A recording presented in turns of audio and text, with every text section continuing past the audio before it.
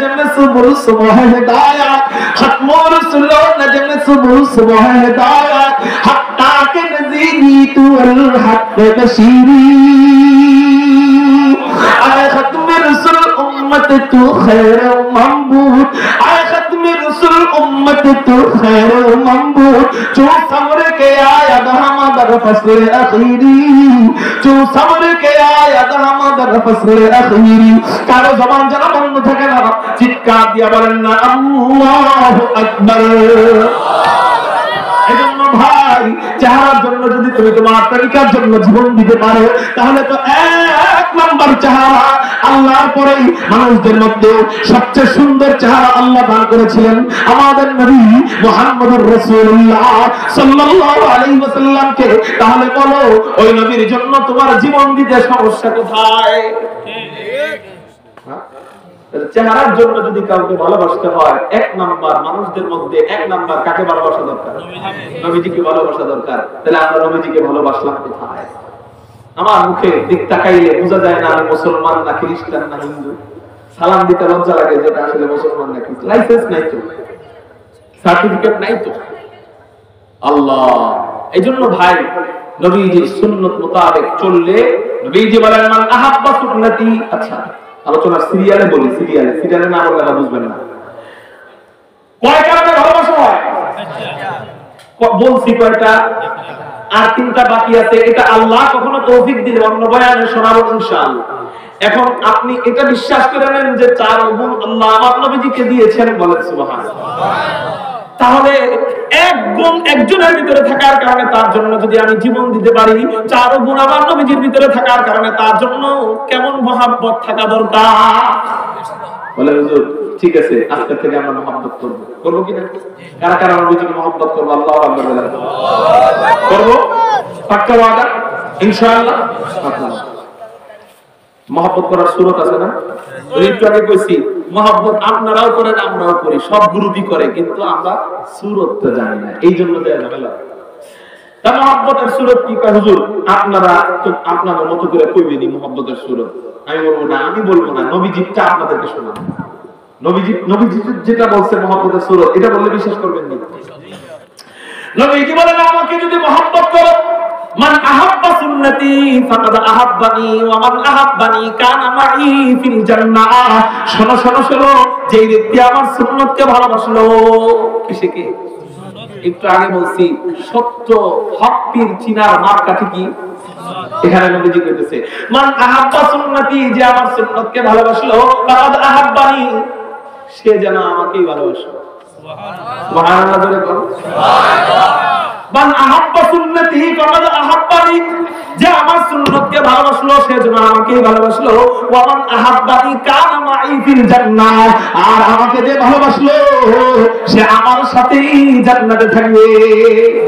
তার মানে ফাইনাল কথা হলো নবীজিকে ভালোবাসবো আমরা, এটা শুধু মুখে নয়, নবীজিকে ভালোবাসবো নবীজির হাদিস মোতাবেক।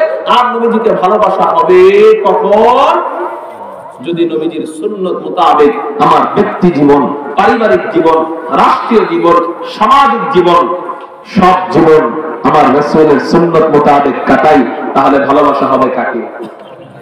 জোরে বলেন কাকে? খেয়াল করেন, মাপকাঠি একটা। মাপকাঠি কয়টা? একটা।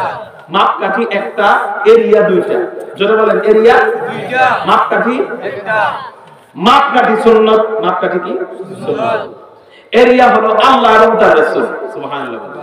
মানে কেউ যদি সুন্নাতকে মানে, কোরআন থেকে বোঝা যায় কুল ইন কুনতুম তুহিব্বুনাল্লাহ ফাত্তাবিউনি, রাসূল আল্লাহকে যদি তোমার উম্মতেরা মহব্বত করে তাহলে আপনি বলে দিন তোমরা আমার সুন্নাতের অনুসরণ করো।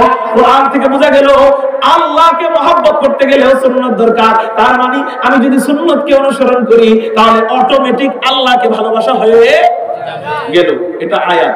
এবার হাদিস, মান আহাব্বা সুন্নতি ফাকাদ আহাব্বানি, একই মাপকাঠি। নবীজি বলেন তোমরা যদি সুন্নতকে মহব্বত করো তাহলে আমাকে মহব্বত করা হয়ে যাবে। তার মানে ফলাফল হলো এই যে সুন্নত, আমি যদি সুন্নত মোতাবেক চলি, বিদআত না করি, কুসংস্কার না করি, গায়বাদ্দ না করি, জিনা না করি, পরিবারকে সুন্নত মোতাবেক চালাই, ব্যবসাকে সুন্নত মোতাবেক চালাই, সন্তানদেরকে সুন্নত মোতাবেক চালাই, অটোমেটিক আল্লাহকে ভালোবাসা হয়ে যাবে, হাদিস মোতাবেক অটোমেটিক নবীজিকে ভালোবাসা হয়ে যাবে।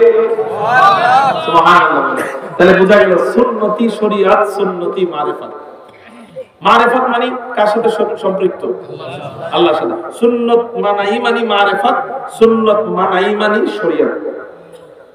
আল্লাহকে পাইতে গেলে শুধু শরীয়ত দিয়ে কাজ হবে না, মারিফাত শরীয়ত দুটোই লাগবে। কি লাগবে? আবার শুধু মারিফাত করলে কাজ হবে না, শরীয়তও লাগবে। এজন্য সুন্নতের ভিতরেই সব শরীয়ত, সুন্নতের ভিতরেই সব মারিফাত। সুন্নতের বাহিরে যা আছে বিদআত। কি বললাম? সুন্নতের বাহিরে যা আছে, জোরে বলেন, সুন্নতের বাহিরে বিদআত। কথার কথা একটা উদাহরণ দিই, রাগ করেন না, কষ্ট হইতেছে আপনাদের? শেষ।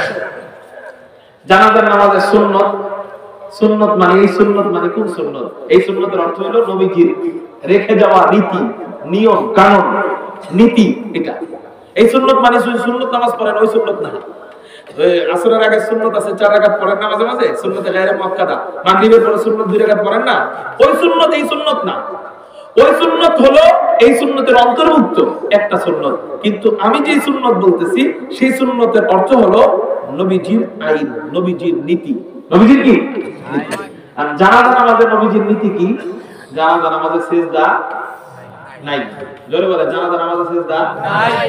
আর কেউ কইলে মারিফাতের মুর্শিদ আনবে, হয়তো কি হইছে, হয় সিজদা দিলে আল্লাহর আনি পাওয়া যায়, অতএব আমি জানাজা নামাজে সিজদা দিব। খেয়াল করেন, সিজদা দিলে আল্লাহকে পাওয়া যায়, এটা বাস্তব কি অবাস্তব? বাস্তব না? আল্লাহর সবচেয়ে কাছাকাছি হওয়া যায় সিজদার মাধ্যমে।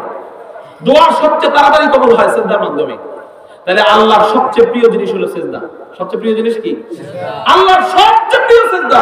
কিন্তু কেউ এসে যদি কয় আল্লাহর যেহেতু সবচেয়ে প্রিয় সিজদা, অতএব আমি জানাজা নামাজে সিজদা দিব, বলেন এটা কি আর সুন্নত থাকবে না বিদআত হয়ে যাবে?